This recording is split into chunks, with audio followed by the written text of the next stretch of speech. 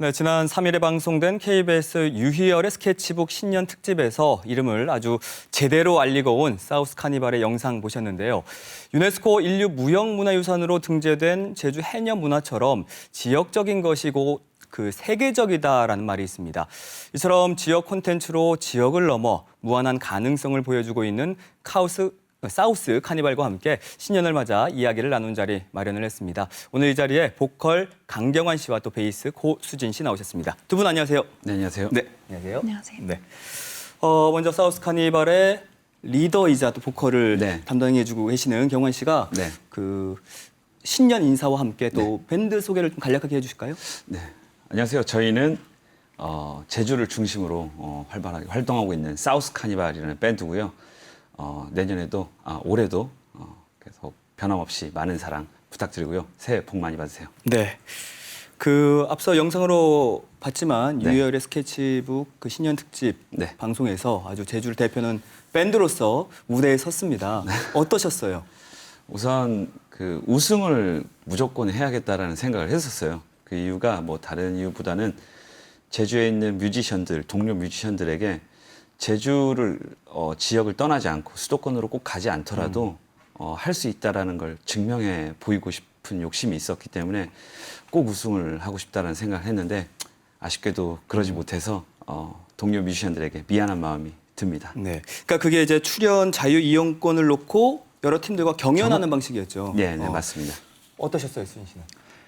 저는 처음에 섭외가 됐을 때는 이제 음악 밴드 활동을 하면서 음악 프로그램에 나간다는 건 굉장히 좋은 기회라고 생각을 해서 마냥 기뻤는데 이제 녹화 일정이 다가올수록 긴장도 많이 되고 이제 많은 분들이 응원을 해주셔서 잘해야겠다는 부담감이 굉장히 컸던 것 같은데 재밌게 잘 하고 왔습니다. 네, 저는 마지막 무대였어서 내심 우승 좀 노려보면 좋지 않을까 생각을 했는데 좀 개인적으로도 안타까웠거든요. 네.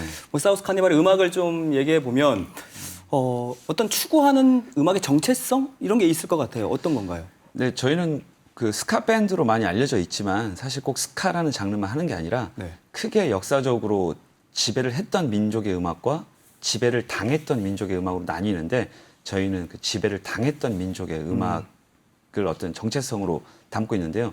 그 지배를 당했던 민족의 음악에는 보통 평화로움과 따스함, 여유로움이 있는데 그 제주도의 어떤 그런 분위기와 잘 맞는 것 같아서 사우스 카니발의 음악적 정체성은 지배를 당했던 민족의 음악으로 하고 있습니다. 네.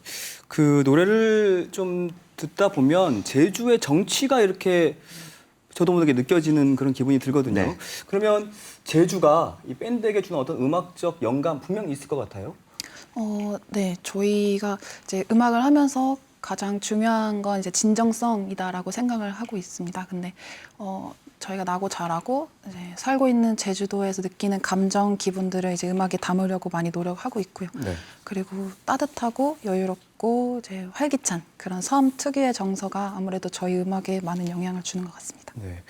섬 특유의 감성이 담긴 색깔 있는 음악이 또 많은 분들로부터 공감을 얻고 있는데 지역적인 게 가장 세계적이다라는 말이 있지 않습니까? 네. 그래서 지난 2018년이었네요. 네. 풋볼앤 뮤직 페스티벌이라는 또 국제 음악 경연 대회에서 우승을 차지했어요. 네, 네. 어떠셨어요? 우선 믿기지가 않아요. 아직도 꿈꾸고 있는 듯한 느낌을 받고 있고요.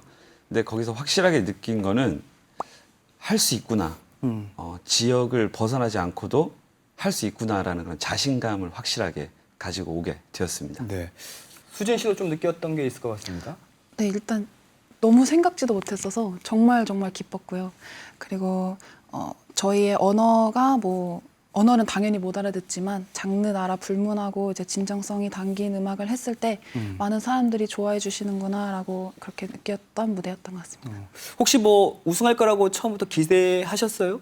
전혀 못했고요. 아시아 국가는 16개국 중에 아시아 국가는 저희밖에 없었고요. 그래서 배운다라는 생각으로 갔었는데 공교롭게도 우승하게 돼서 저희도 좀 놀랐습니다. 그러니까 이제 그 대회는 제주 대표가 아닌 거의 한국 대표로 나간 거네요. 네. 한국 대표로 나갔고요. 아시아에서는 저희밖에 없었습니다. 그러면 어떤 점이 우승을 하게끔 만들었던 걸까요? 일단 제가 분석을 했을 때는 저희를 뺀 나머지 15개 국가는 전부 다 메인스트림을 지향하는 음악들이었어요. 요즘에 유행한 트렌디한 음악을 지향했었는데 저희는 계속 제주 언어로 그리고 월드뮤직이라는 장르로 서브컬처인 그런 장르로 밀어붙였는데 그게 조금 더 특이한 점으로 어떻게 뭐 받아들여지지 않았나라는 생각을 하게 됐고요.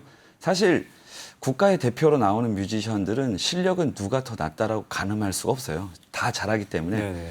그런 어떤 특이한 저희들만의 그 섬음악이 이렇게 맞아 떨어진 게 아닌가라는 생각을 하게 되었습니다. 네. 사실 지역의 예술문화 콘텐츠가 부족하기도 하고 또 네. 상대적으로 분명 평가절하된 부분이 있다고 보거든요. 네네. 그 사우스 카니발의 활발한 활동 덕분에 이런 지역 콘텐츠라든지 밴드가 좀 더 관심을 받고 있다. 네. 뭐 몸으로 좀 느껴지세요? 네, 정말 많은 사랑을 주셔서 감사하게도 저희가 막 알아보고 보시고 그럴 정도로 정말 감사하게 생각을 하는데요. 그 기획자들 입장에 대해서 조금 말씀을 드리고 싶은데 그 제주에는 다른 지역에 비해서 축제 및 행사가 정말 많이 열리고 있어요. 그렇지만 그 제주어 옛 속담에 동네 신방 내무렴져, 동네 신방 안 알아준다라는 말이 있듯이 아직도 그 지역에서 열리는 축제에서 방송사들이 주최하는 축제에서 보면은 가수들을 다 섭외를 해서 이제 겹치기 출연식으로 해서 그런 이유에 의해서 모든 그 로컬에 있는 뮤지션들이 어쩔 수 없이 수도권으로 가는 상황인데 제주에서만큼은 이제 그런 상황이 생기지 않도록 기획자분들께서 어떤 인식에 좀 변화가 필요한 시점이 아닌가라는 생각을 하고 있습니다. 네, 방송사에서도 이런 부분은 꼭 좀 네. 반성을 해야 될 것 같고요. 그 또 곡을 네. 만들면서 네. 제주어를 많이 쓰시더라고요. 네. 뭐 특별한 의미가 있을까요? 사실 처음에는 제주어를 써서 제주어를 지켜야겠다라는 생각을 한 건 아니었어요. 그냥 가사를 쓰는데 그 어떤 어렸을 때부터 나고 자라면서 써왔던 그런 제주어다 보니까 표현을 표준어로는 제대로 할 수가 없겠더라고요. 네네. 그래서 그러면 그냥 있는 그대로 내가 느끼는 감정을 내가 항상 써왔던 제주어로 써보는 게 어떨까라는 생각을 하면서 쓰게 됐는데 다시 한번 느꼈지만 언어는 정체성이다라는 그걸 확실하게 느끼게 됐고요.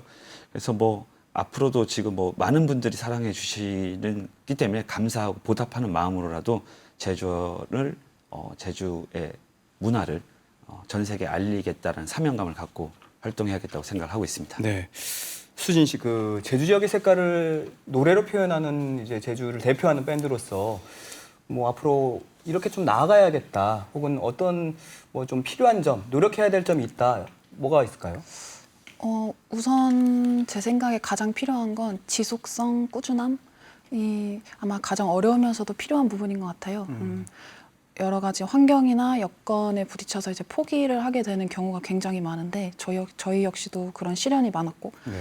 근데 이제 그런 부분에 있어서 그럼에도 불구하고 이제 목표를 가지고 꾸준히 하다 보면 화려하지는 않아도 장기적으로 지역 문화에도 많은 도움이 되지 않을까 생각합니다.